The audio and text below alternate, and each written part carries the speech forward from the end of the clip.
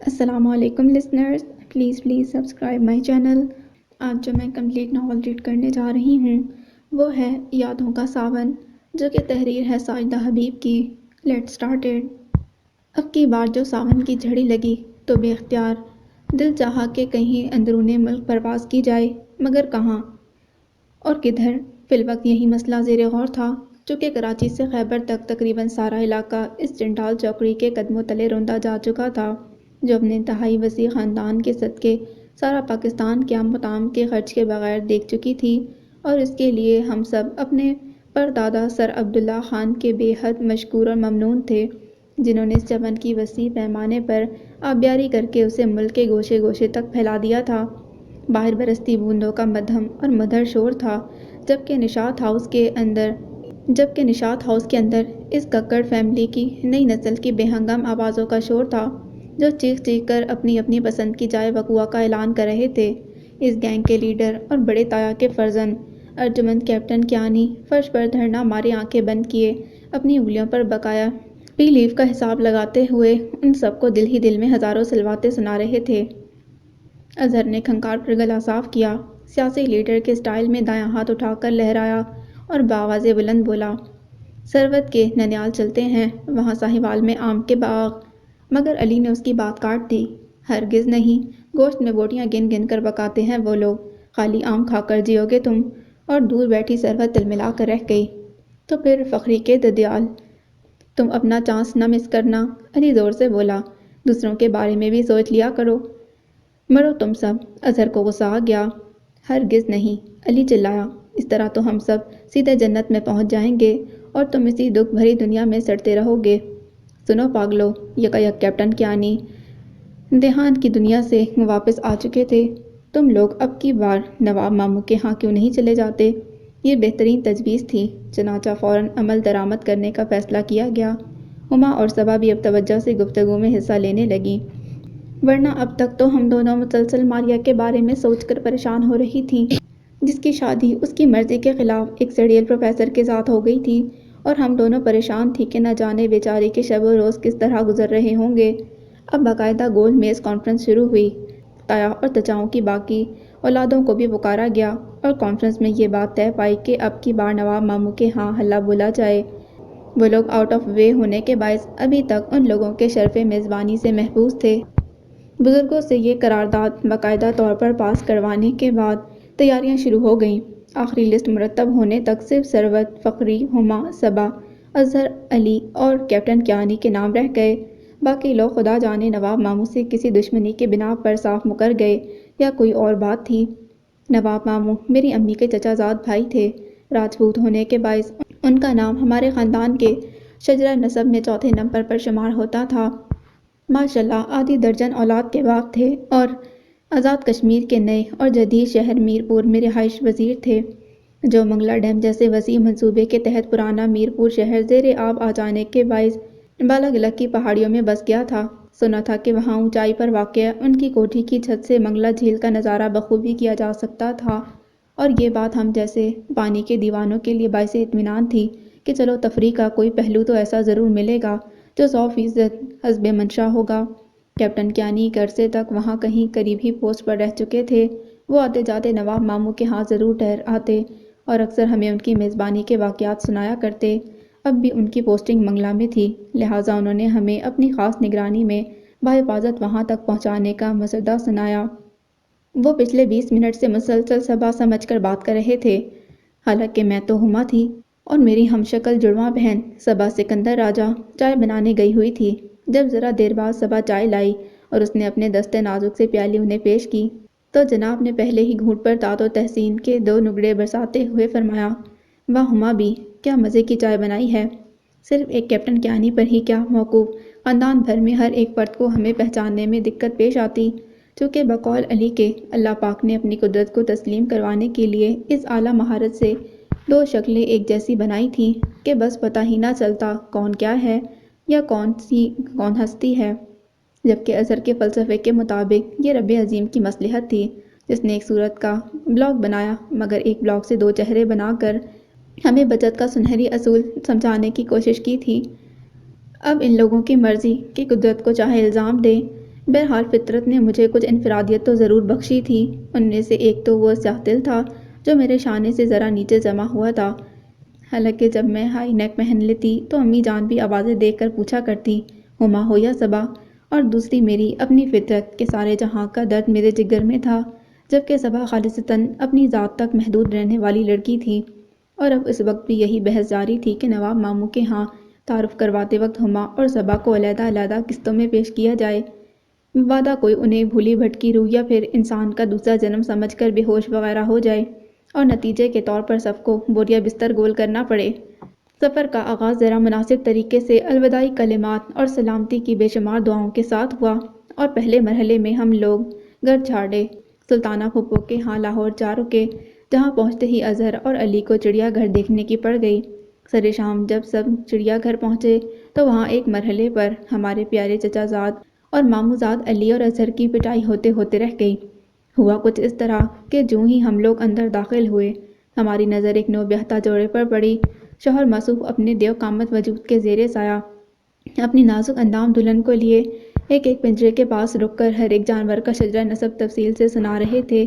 اتفاق سے وہ لوگ الو کے پنجرے کے پاس رکے تو میں اور اظہر بھی وہیں پہنچ چکے، جبکہ دوسری طرف کیپٹن کیانی باقی لوگوں کو ساتھ لیے شیر کے پنجرے کے پاس کھڑے اس کا موازنہ اس شیر سے کر رہے تھے جو ایک بار آزاد کشمیر میں ایکسرسائز کے دوران ان کے یونٹ کے افراد سے ہیلو ہیلو کرنے آ گیا تھا۔ ادھر میں ان کی گپ گازی پر یقین کرنے کی کوشش کرتے ہوئے اظہر اور علی کی حرکات نوٹ کر رہی تھی۔ اظہر نے ایک ترچھی نظر اس جوڑے پر ڈالی اور ذرا اسٹائل سے علی کے کندھے پر ہاتھ رکھ کر بولا، یار ایک بات تو سمجھاؤ۔ پوچھو، علی نے بزرگانہ اور تجربہ کار لہجے میں کہا۔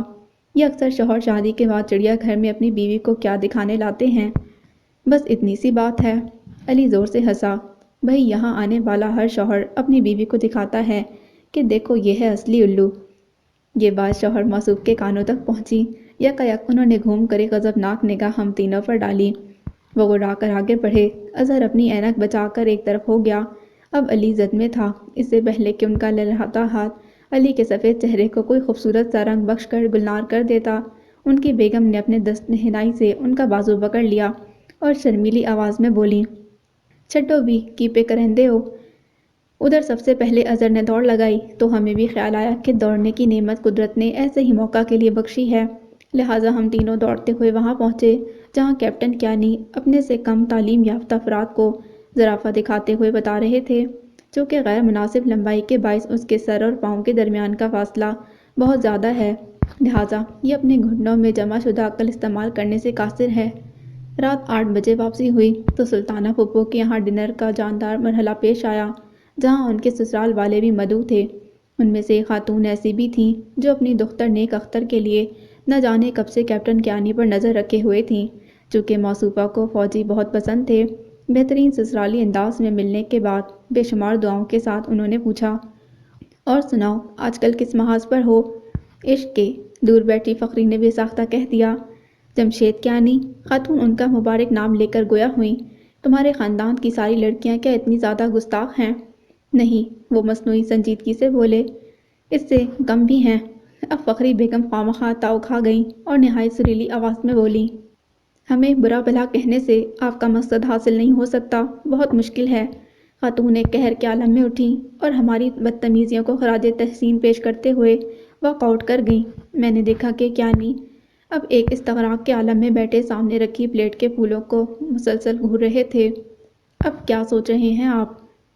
وہ چونک کر بولے، ہاں میں سوچ رہا تھا کہ عالمگیر سطح پر مشہور ہونے کے لیے کیا کرنا پڑتا ہے۔ خودکشی؟ کونے سے علی کی آواز آئی۔ اللہ پلیز اب کر بھی ڈالیے نا، اظہر نے خالص زنانہ آواز بنا کر کہا تو ہنستے ہنستے بقول صبا کے پھیپھڑوں میں بل پڑ گئے۔ اسی وقت سلطانہ پھپھو اپنی صاحبزادی فرح کے ہمراہ پلاؤ کی ڈش اٹھائے اندر داخل ہوئیں اور ڈش میز پر رکھتے ہی ان کی تقریر شروع ہو گئی کہ آج ان کے بھائیوں اور بہنوں کی اس نامعقول اور ناخلف اولاد کی بدولت وہ عظیم خاتون ناراض ہو کر چلی گئیں جو فرح کے رشتے کے لیے مسلسل 4 ماہ سے آ رہی تھیں۔ فرح نے بطور احتجاج اعلان کر دیا کہ وہ صبح ہمارے ساتھ نہیں جائے گی۔ نہ جاؤ، اظہر اطمینان سے بولا، اس کی کبھی بھی فرح سے نہ بنی تھی، تمہارے نہ جانے سے کون سا کشمیر کے دریاؤں کا رخ بدل جائے گا۔ فرح اپنی براؤن آنکھوں میں آنسوؤں کا طوفان لیے باہر چلی گئی، جب یہ طوفان کچن میں سلطانہ پھپھو کے عین سر پر برسا تو وہ ہم لڑکیوں سے خصوصاً اور لڑکوں سے عموماً ناراض ہو کر جلدی سو گئیں۔ یوں اس ڈنر کے صدقے میں باقی سارا کام ہمیں کرنا پڑ گیا۔ روشن صبح طلوع ہوئی اور ہم عازم سفر ہوئے۔ منگلہ چیک پوسٹ پر پہنچ کر ہم نے بہت شور مچایا کہ ہم اوپر میس کے اس کمرے میں ضرور جائیں گے جہاں اس راجپوت خاندان کے عظیم فرزند کیپٹن کیانی کا بسیرا تھا۔ وہ شو تو بہت مارتے تھے، ہم بھی تو ذرا ان کا معیار زندگی دیکھیں۔ زیادہ تجسس اس بات کا تھا کہ دوسری جنگ عظیم میں لڑنے والے پردلوا اور برما کی لڑائی میں جاپانیوں کے خلاف نبرد ہونے والے دادا کے پوتے کا حال کس طرح گزر رہا ہے، مگر وہ پھر کبھی کی تکرار کرتے ہمیں ہانک کر پل کے دوسری طرف لے گئے جہاں اونچی اونچی پتھریلی پہاڑیوں کے اوپر نیا میرپور کھڑا اپنے شباب پر اترا رہا تھا۔ نواب ماموں یہاں لکڑی کی ایک مل کے کچھ زیادہ ہی بڑے افسر لگے ہوئے تھے کیونکہ اینٹ اور پتھر کے زمانے میں اس مکان کی تعمیر میں لکڑی کا ناجائز استعمال کیا گیا تھا۔ وہاں برسوں کے بعد ملاقات ہونے پر نہایت اتفاق سے استقبال کیا گیا۔ ان کی غیر شادی شدہ اولاد سے فوراً دوستی کر لی گئی جبکہ ان کے خاندان کے ایک تہائی افراد اس علاقے کے لوگوں کی روایت کے عین مطابق ترک وطن کر کے انگلینڈ میں مقیم شاہی خاندان کے مراعات سے فائدہ اٹھاتے، بدلے میں انہیں اپنے بے لوث خدمت سے نواز کر ان کے ملک کی ترقی کا باعث بنے ہوئے تھے۔ 2 دن کے بے ہنگم ادھم کے بعد زندگی میں ذرا تناسب اور کچھ سلیقہ آیا تو کیپٹن کیانی بڑی خالہ کے ہاں اٹک خورد چلے گئے۔ چونکہ ان کی فری لیو ختم ہونے والی تھی لہٰذا وہ خالہ کو بطور خاص یہ جواب شکوہ پیش کرنے گئے کہ وہ گزشتہ برس ان کے ہاں بھلا کس وجہ سے نہ آ سکے تھے۔ ساون کی دوپہر تھی، فضا میں حبس کا تاثر نمایاں تھا جبکہ لیمن اسکواش کے گلاسوں پر صبا سکندر راجہ کے بلا وجہ رونے پر گفتگو ہو رہی تھی۔ پچھلے 4 گھنٹوں سے انہیں ماں کی آغوش بری طرح یاد آ رہی تھی اور علی ان آنسوؤں کو زیر بحث لاتے یہ بتا رہا تھا کہ منگلہ ڈیم جیسے آب رسانی کے عظیم منصوبوں کے پیچھے انہی جیسی عظیم خواتین کا ہاتھ ہے۔ دراصل یہ ان کے اشک ہی تو ہیں کہ حسبِ جمع کیے گئے تو ڈیم بن گیا۔ دفتن نواب ماموں کے گھر کی گیلری میں رکھا ٹیلی فون بج اٹھا۔ میں نے جا کر فون ریسیو کیا تو کسی مناسب تمہید کے بغیر ادھر سے پوچھا گیا، کیپٹن کیانی مل سکیں گے؟ سوری، میں نے کہا، اور اس وقت مارکیٹ میں دستیاب نہیں۔ کہاں گیا ہے؟ نہایت بے تکلفی سے پوچھا گیا۔ جی، وہ ذرا اٹک گئے ہیں۔ کیا فرمایا؟ کہاں اٹک گئے ہیں؟ اب یہ نہایت نامناسب سا سوال تھا۔ میں نے وضاحت کی، وہ اٹک خورد گئے ہیں جناب، کل تک لوٹ آئیں گے۔ عجیب انسان ہے۔ ادھر سے میرے تایاوزاد کے بارے میں ایک نیا انکشاف کیا گیا۔ کل اس کی چھٹی ختم ہے اور پرسوں بریگیڈیئر کمانڈر صاحب آ رہے ہیں۔ اسے کچھ ہوش نہیں، حالانکہ خود اس وقت ان کے حواس کا یہ عالم تھا کہ وہ اپنا نام تک بتانا بھول رہے تھے۔ وہ آئے تو اسے بتا دینا۔ گفتگو جاری رہی۔ فوراً رپورٹ کرے۔ جی، بہت اچھا، میں نے کہا، آپ کا اسم شریف؟ حالانکہ مجھے یہ ڈر تھا کہ وہ کہیں درود شریف نہ سنانا شروع کر دیں، مگر ادھر سے فوراً جواب آیا۔ جان عالم کہتے ہیں مجھے، تیزی سے کہا گیا۔ میجر جان عالم؟ بہت اچھا، کیپٹن کیانی کو پیام مل جائے گا۔ میں فون بند کر کے آئی تو پہلا سوال صبا کی جانب سے آیا، کون تھا؟ ساری دنیا کی جان۔ ارے میں سمجھ گئی، نواب ماموں کی بیٹی عرشی نے کہا، میجر جان عالم ہوں گے، وہ اکثر کیانی بھائی کے ساتھ آیا کرتے ہیں۔ اس کے بعد عجیب و غریب ناموں کے بارے میں بات چیت ہوتی رہی یہاں تک کہ شام کا ہلکا سا غبار پھیلا اور ہم لوگ حسب عادت آوارہ گردی کے لیے نکل گئے۔ رات کو کیانی کا فون آیا تو میں نے رقت آمیز لہجے میں داستان کہہ سنائی۔ انہوں نے بڑے آرام سے جواب دیا، پاگل ہے وہ۔ میں حیران تھی کہ انہوں نے اپنے سے سینئر آفیسر کے بارے میں ایسا جملہ کہا ہے جس پر کورٹ مارشل نہ صحیح مگر ایکشن تو لیا جا سکتا ہے۔ جب میں نے اس خدشے کا اظہار کیا تو مجھے ڈر تھا کہ اگر ایسی کوئی گڑبڑ ہو گئی تو دادا کی اولاد میں سے وہ دوسرا شخص تھا جو ایک عظیم روایت کو زندہ رکھنے کے لیے اپنی مرضی کے خلاف فوج میں بھیجا گیا تھا تاکہ یہ لڑی نہ ٹوٹے، تو کیا ہوگا؟ لیکن پتہ چلا کہ وہ دونوں تو کورس میٹ ہیں۔ اب یہ ان کی قسمت کہ یار لوگ تو آگے نکل گئے جبکہ کیانی اپنے بزرگوں کی قربانیوں کو خاطر میں نہ لاتے ہوئے پروموشن کا امتحان صحیح طور پر پاس نہ کر سکنے کے باعث فی الوقت اپنے شانوں پر 3 عدد پھول فی شانہ سجا رکھنے پر مجبور تھے۔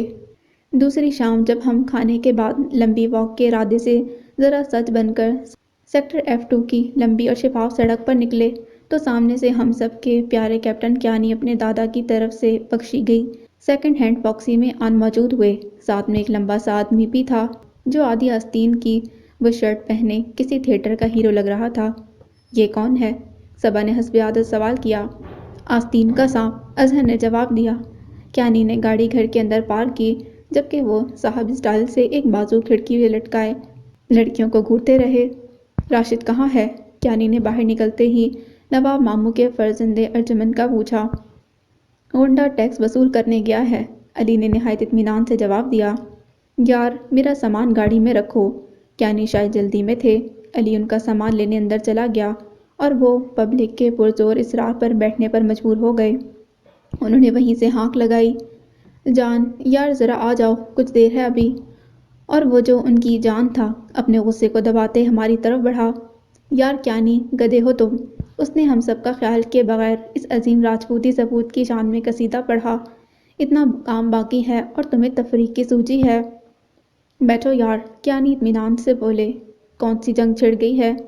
رات پڑی ہے درمیان میں، کام بھی ہو جائے گا۔ وہ بڑی مشکل سے تشریف رکھنے پر آمادہ ہوئے تو کیانی کو تعارف کا خیال آیا۔ یہ میجر جان عالم ہے۔ جواب میں وہ کچھ اس طرح شرمائے کہ ساری سہاگنوں کی شرمیلی مسکراہٹ ان کے چہرے پر نظر آنے لگی۔ اظہر نے شرف میزبانی ادا کرتے ہوئے پوچھا، HO2 پئیں گے آپ؟ سائنس اسٹوڈنٹ لگتے ہو۔ وہ مسکرائے۔ جی ہاں، کیانی نے وضاحت کی۔ نشتر میں ہے اور دوسرے سال میں۔ بڑی خوشی ہوئی مل کر۔ دوبارہ ہاتھ ملایا گیا۔ ان کے بار بار دیر ہو رہی ہے کہنے پر کیانی کو اٹھنا پڑا، ورنہ وہ تو ہرپی لیف پر ایک نیا عشق کرنے کے عادی تھے اور اس بار یہ چانس مس ہو جانے کے باعث ایک مرثیہ سنانے کا ارادہ رکھتے تھے۔ ان کے جاتے ہی حسب عادت بحث شروع ہو گئی۔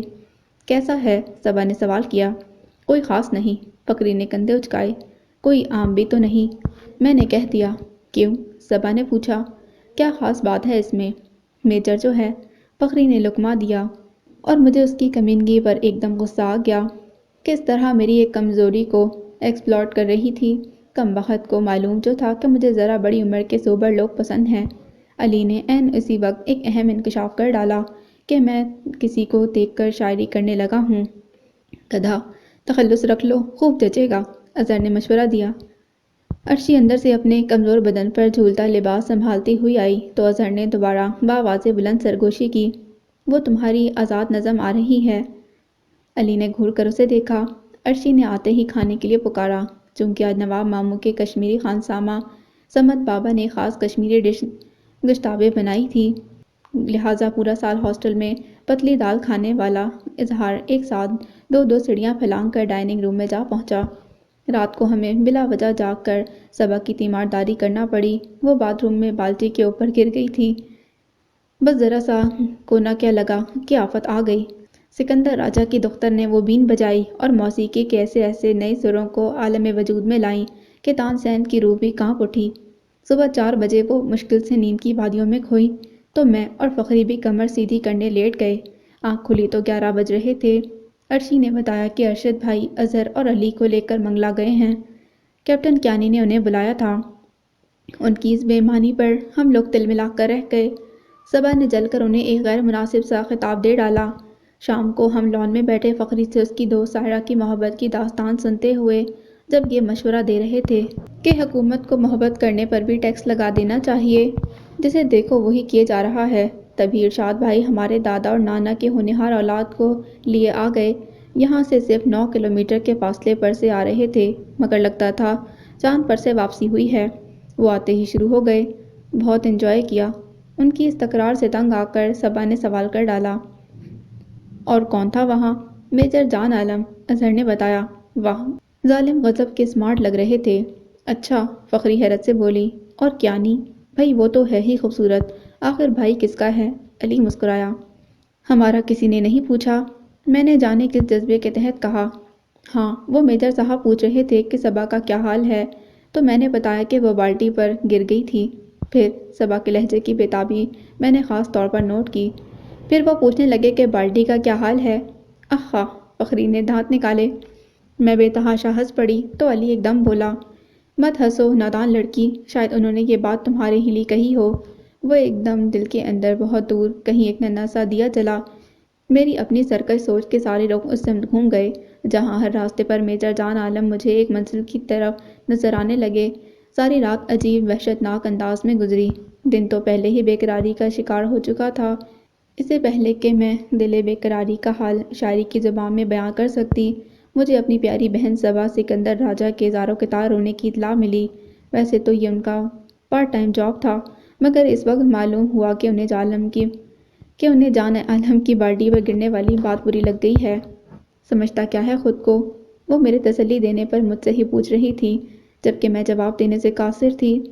ارے وہ، علی نے وضاحت کی، وہ تو اپنی ذات میں ایک انجمن ہے۔ کیا کہا؟ فخری دور سے بولی۔ انجن ہے؟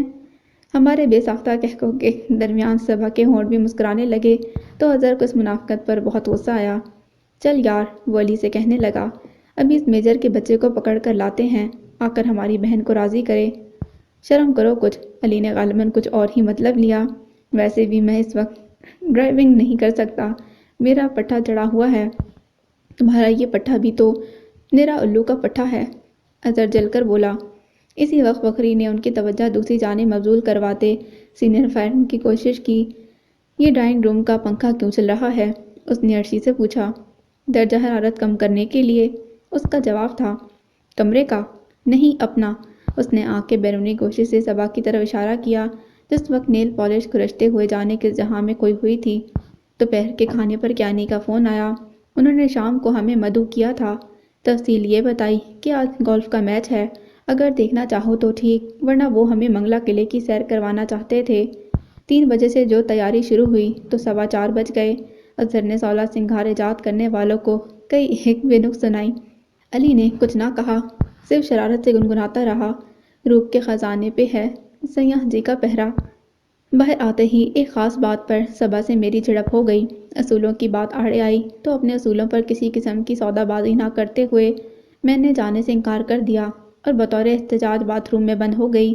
اظہر اور علی مجھے اپنی جان کا واسطہ دے کر باہر آنے پر مجبور کرتے رہے، مایوس ہو کر چلے گئے۔ میں باہر آئی تو کافی دیر ہو چکی تھی۔ گرما کا سورج غروب ہونے والا تھا اور سروک کے درخت کے طویل سائے بھی بیرونی دیوار کے اوپر ایک نقطے کی صورت میں سمٹ چکے تھے۔ نواب ماموں اپنے چیف صاحب کے ہاں گئے ہوئے تھے۔ سمت بابا نے مجھے حیرت سے دیکھا اور پھر جلدی سے لیمن سکواش بنا کر لائے۔ میں نے پہلا سپ لیا ہی تھا کہ فون کی گھنٹی بج اٹھی۔ میجر جان عالم لائن پر تھے۔ آپ کیوں نہیں آئیں؟ وہ پوچھ رہے تھے۔ کیا فرق پڑتا ہے؟ بلا ارادہ ہی میں نے کہہ دیا۔ بہت زیادہ فرق پڑتا ہے، آپ سمجھتی کیوں نہیں؟ کیا؟ میں اور کچھ نہ کہہ سکی۔ جواب میں خاموشی رہی۔ میں آپ کو لینے آ رہا ہوں۔ شاید بہت سوچ سمجھ کر فیصلہ کیا گیا۔ ہرگز نہیں۔ میں خوفزدہ ہو گئی۔ بھلا لوگ کیا کہیں گے؟ یہی کہ اس جن کو یہ پری کہاں سے مل گئی؟ اور میں، جسے ایسا اظہار تعریف کبھی پسند نہ تھا، جانے کیوں بغیر مائنڈ کیے ہنس پڑی۔ شاید اس لیے کہ کچھ جذبے کسی اصول کے پابند نہیں ہوتے، مگر میں نے کہہ دیا، سوری میجر صاحب، ہماری بے تکلفی صرف اپنے کزنز تک محدود ہے۔ ہم لوگ دوسروں کے ساتھ اتنی بے تکلفی کا سوچ بھی نہیں سکتے۔ دوسروں کے ساتھ نہیں، غیروں کے ساتھ کہیے۔ ان کی آواز عجیب رنگ اختیار کر گئی تھی۔ خواہ مخواہ ہیرو بن رہا ہے، میں نے سوچا، اور میجر جان عالم نے خدا حافظ کہہ کر فون بند کر دیا۔ رات تک مجھے یہ خیال پریشان کرتا رہا کہ کچھ بھی سہی، مجھے اس سے کم از کم اس طرح بات نہیں کرنی چاہیے تھی۔ تبھی مجھے احساس ہوا کہ کسی غافل لمحے میں اس کا خیال کچھ اس طرح میرے دماغ پر چھا گیا تھا کہ اگر میں چاہتی بھی تو اسے نظر انداز کر دینا شاید مشکل تھا۔ 8:30 بجے نواب ماموں واپس آئے اور مجھے اس طرح تنہا دیکھ کر پریشان ہو گئے۔ انہیں واپڈا کالونی میں کسی کے ہاں ڈنر پر جانا تھا، چنانچہ طے یہ پایا کہ وہ ان تمام کو میری بے پناہ اہمیت کا احساس دلانے کے لیے پہلے مجھے ان کے پاس ڈراپ کریں گے اور بعد ازاں اپنے دوست کی جائے قیام کو رونق بخشیں گے۔ اب اس طرح ان کے پیچھے جانا برا سہی، مگر مسئلہ نواب ماموں کی ضد کا تھا، جو اس طرح تنہا چھوڑ کر جانا نہ چاہتے تھے۔ ہم لوگ قلعے پر پہنچے تو وہ سب ہماری آمد سے بے خبر، منگلا جھیل کے سفید پانی کو ہلکی روشنی میں دیکھتے ہوئے صدقے واری جا رہے تھے۔ صبا کی نظر سب سے پہلے ہم پر پڑی اور ایک معنی خیز مسکراہٹ اس کے چہرے پر بکھر گئی۔ علی اور اظہر دوڑ کر نیچے اترے اور باقاعدہ مجھ سے پوچھا گیا کہ آیا میں اسی طرح اوپر تشریف لے جاؤں گی یا خدا نخواستہ 21 توپوں کی سلامی کا بندوبست کرنا پڑے گا۔ پھر جب میں نے سب کے پیچھے جان عالم کو آتے دیکھا تو اس لمحے کی اہمیت کا احساس کرنا پڑا، جو اڑتے بادلوں اور فضا کی ساری دلکشی کے سنگ ایک احساس ایک کسک اور ایک امنگ دیکھ کر رخصت ہو گیا تھا۔ اور ہاں، اس لمحے میں اعتراف کی اس منزل سے گزر گئی تھی کہ واقعی مجھے شخص بہت بھلا لگا تھا، کیونکہ اس وقت میرا دل بہت زور سے دھڑکا۔ کیا پئیں گی آپ؟ وہ پوچھ رہے تھے۔ کرائپ واٹر، علی نے جواب دیا تو بے تحاشا مسکرانے لگے۔ اسی وقت اظہر نے ایک ٹھنڈی آہ بھری۔ اخا، کیا ہوا؟ کیانی نے ذرا تشویش سے پوچھا۔ وہ یاد آ گئی۔ کون؟ صبا کا سوال تھا۔ حوری، اس نے اداکاری کر کے نام لیا۔ حوری نہیں، علی نے بتایا، میتھی کسوری۔ آپ لوگ تو بہت دلچسپ ہیں، جان عالم نے بے ساختہ داد دی۔ خاص طور پر کون ہے؟ علی نے پوچھا اور جان عالم کی نظریں مجھ پر اٹک گئیں۔ ہاں، وہ مجھے ہی تو دیکھ رہے تھے اور میں ایسی نظروں کا مفہوم سمجھتی تھی۔ شکر ہے تم آ گئیں، فخری مجھے کہہ رہی تھی، ورنہ ہم سے زیادہ لوگوں کو تمہاری فکر تھی۔ کیانی نے اس فقرے پر بڑے غور سے فخری کو دیکھتے ہوئے کچھ سمجھنے کی کوشش کی اور ایک دم مسکرا دیے۔ سپل دیکھ کر نیچے اترتے ہوئے کیانی کی منگیتر اور ماموزاد نغمہ کا ذکر آیا، جو کہ بہت جلد ان کی زندگی کے ساز پر بجنے والا تھا، تو جان عالم نے تقریباً درخواست کے لہجے میں کہا کہ براہ کرم کیانی کی شادی پر انہیں ضرور بلایا جائے۔ شہبالہ بننے کا شوق ہے؟ فخری نے شرارت سے کہا۔ تو فکر نہ کر، کیانی نے مذاقاً کہا، یہ شادی عین اس وقت ہوگی جب تو اپنی یونٹ سمیت ایکسرسائز کے لیے پہاڑ پر ٹنگا ہوگا۔ واپسی پر وہ لوگ جان بوجھ کر ہمیں چھوڑنے آئے، حالانکہ ابھی تک ہم اپنی آوارہ گردی کے باعث نہ صرف یہ کہ میر پور کے راستوں سے بخوبی واقف ہو چکے تھے، بلکہ جڑی ڈیم تک کا علاقہ دریافت کر چکے تھے۔ پھر ایک حسین سلسلے کا آغاز ہوا۔ کچھ شب و روز کی کیفیت بدلی، کچھ دل کی بے قراریوں کا عجیب ہی عالم رہنے لگا، اور کیانی کے ساتھ اب جان عالم بھی ہمارے درشن کو باقاعدگی سے آنے لگے۔ نواب ماموں کے ساتھ راشد کو بھی یہ بات ذرا کھٹک گئی۔ انہوں نے ان کی آمد کا برا تو نہ مانا، مگر میں جانتی تھی کہ اس طرح ان کی ہر بار کیانی کے ساتھ چلے آنے کو پسند نہیں کیا جائے گا۔ جانے مجھے کیوں یہ احساس ہوا کہ جان عالم کو بھی اس بات کا احساس ہو چلا تھا، لیکن پھر بھی وہ ضرور آتے تھے۔ آخر کس لیے؟ یہ سوالیہ نشان وہ مرکزی نقطہ ہے جس کے گرد ان دنوں میری اپنی زندگی کی گردش جاری رہی تھی۔ میں ان کے احساسات سے عاری تو نہ تھی، تاہم ان دنوں میں بہت عجیب قسم کی سوچوں میں گھر گئی تھی۔ ساون کی وہ زرد دوپہر تھی جب جان عالم کا فون آیا اور انہوں نے کانپتی ہوئی آواز میں بتایا کہ عزیزم کیانی لو لگ جانے کے باعث بستر علالت پر دراز ہیں۔ اب جس کا جتنا خون کا رشتہ تھا اس کو اتنا ہی زیادہ احساس ہوا، اور بغیر کسی مناسب تپاری کے روانگی ہوئی، اور جب ہم سارے نظاروں کو انجوائے کیے بغیر وہاں پہنچے تو کیانی بستر پر لیٹے تھے اور جان عالم صاحب پریشانی کے عالم میں سرہانے بیٹھے تھے۔ لگتا تھا بس ابھی رو دیں گے۔ بہادر بنو، اظہر نے کیانی کے کندھے پر ہاتھ رکھ کر خاص ڈاکٹروں والے انداز میں تسلی دی۔ جیو تو اس احساس کے ساتھ کہ میں عاشق ہوں۔ علی نے لقمہ دیا اور میجر جان عالم ہنسنے لگے۔ اسی وقت دروازے پر دستک ہوئی اور کمین کی اجازت کے بعد ایک صاحب اندر تشریف لائے۔ کیا حال ہے سر؟ انہوں نے پوچھا۔ اب ٹھیک ہیں، اظہر نے جواب دیا، جبکہ کیانی نے مزید بیماری کی بے مثال اداکاری کی۔ ان پورے 22 دنوں میں انہیں سر کہنے والا یہ پہلا شخص تھا کہ بقول فخری کے اپنے پیارے بھائی کی اس عزت افزائی پر بے اختیار قربان ہونے کو جی چاہا۔ موصوف چند منٹ رکے اور غالباً لڑکیوں کا سامنا نہ کر سکنے کی بنا پر جلدی پلٹ گئے۔ یہ کون تھا؟ صبا نے حسب عادت سوال کیا۔ کوارٹر ماسٹر تھا، کیانی نے بتایا۔ ہیں، کوارٹر ماسٹر؟ اظہر حیرت سے بولا۔ فل ماسٹر کیوں نہیں؟ لگتا ہے افسر ہے، یہ فخری کی رائے تھی۔ کوارٹر ماسٹر 100% اصلی افسر ہوتا ہے، کیانی نے وضاحت کی۔ تم لوگ اتنا بھی نہیں جانتے، دراصل کسی مناسب چھاؤنی سے دور رہ کر یہ حال ہو گیا ہے۔ علی ذرا شرمندگی سے بولا، اسی لیے مناسب یہی ہے۔ یہ لقمہ دینے والا اظہر تھا۔ انہیں باعزت طور پر کسی چھاؤنی میں بیاہ دیا جائے، سب کچھ جان جائے گا۔ کیانی ایک دم ہنس دیے۔ میں اے سی کی حرف زدہ فضا سے باہر تازہ ہوا میں آئی تو ایک سایہ میرا تعاقب کرتا برآمدے کے آخری کونے پر رک گیا۔ یہ میجر جان عالم تھے۔ آپ صبا ہیں نا؟ انہوں نے غیر متوقع طور پر پوچھ لیا۔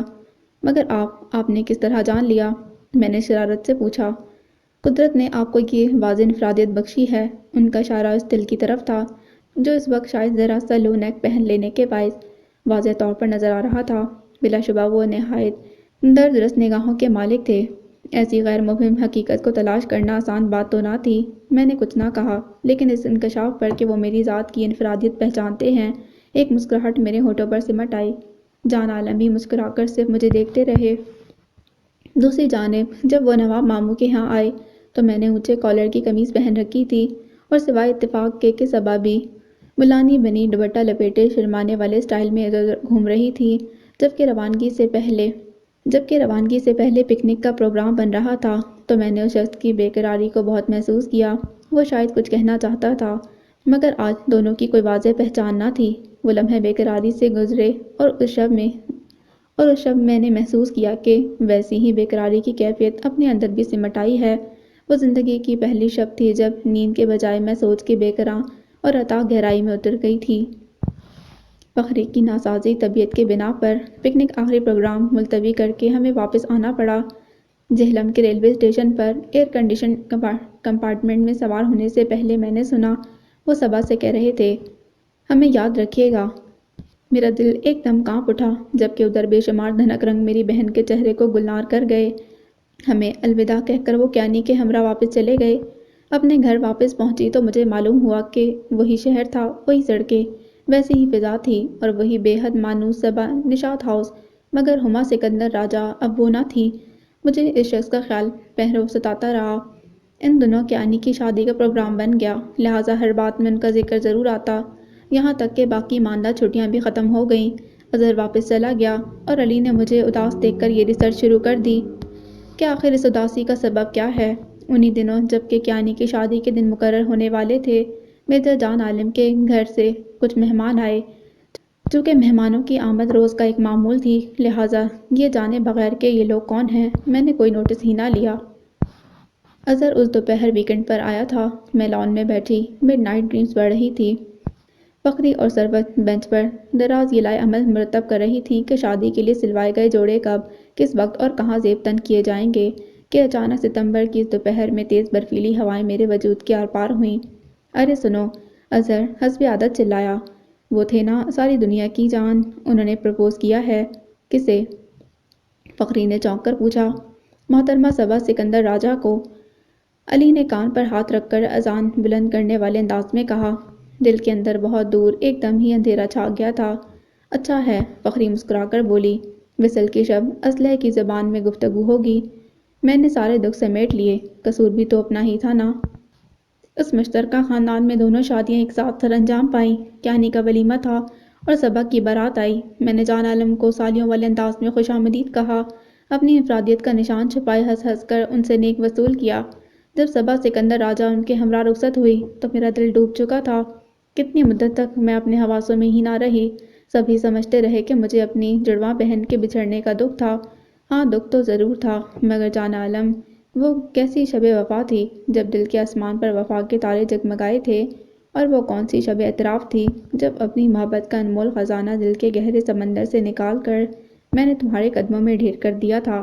تم صبا سمجھ کر مجھے چاہتے رہے اور میں ہما بن کر تمہاری پرستش کرتی رہی، مگر اتنا نہ بتا سکی کہ وہ میں نہیں جو تم سمجھتے ہو۔ بس یہی تو وہ بات تھی کہ مجھے تمہاری زندگی سے کوسوں دور نکل کر جانا پڑا۔ اب بھی جب ساون کا موسم آتا ہے تو یادوں کی برسات چھماچھم برسنے لگتی ہے۔ یادیں تو بڑی ظالم ہوتی ہیں نا، اس برستے ساون کا ہر قطرہ ایک نئی جوت لگا دیتا ہے، اور میں سوچنے لگتی ہوں کاش کہ میں تمہیں بتا دیتی۔ شاید میں وہ نہیں جو تم سمجھ رہے ہو، مگر ایک احساس باعث تمنا ضرور ہے کہ تم نے برملا اظہار محبت تو نہ کیا تھا۔ حالانکہ مجھے کوئی پچھتاوا نہیں، کوئی دکھ نہیں جان عالم، مگر جانے کیوں یہ احساس، یہ خیال میری ذات کے اندر رچ بس گیا ہے کہ وصل کے کسی ایک لمحے میں تم نے ایک بار تو چونک کر یہ ضرور پوچھا ہوگا، صبا تمہارے شانے کا وہ سیاہ دل کہاں کھو گیا؟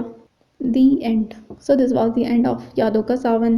امید کرتی ہوں یہ کہانی آپ کو پسند آئی ہوگی۔ اگر آپ کو یہ کہانی پسند آئی ہے تو پلیز میرے چینل کو سبسکرائب کریں، اس ویڈیو کو لائک کریں، بیل آئیکن کو ضرور پریس کریں۔ ملتے ہیں ایک نئی ناول کے ساتھ۔ اللہ حافظ۔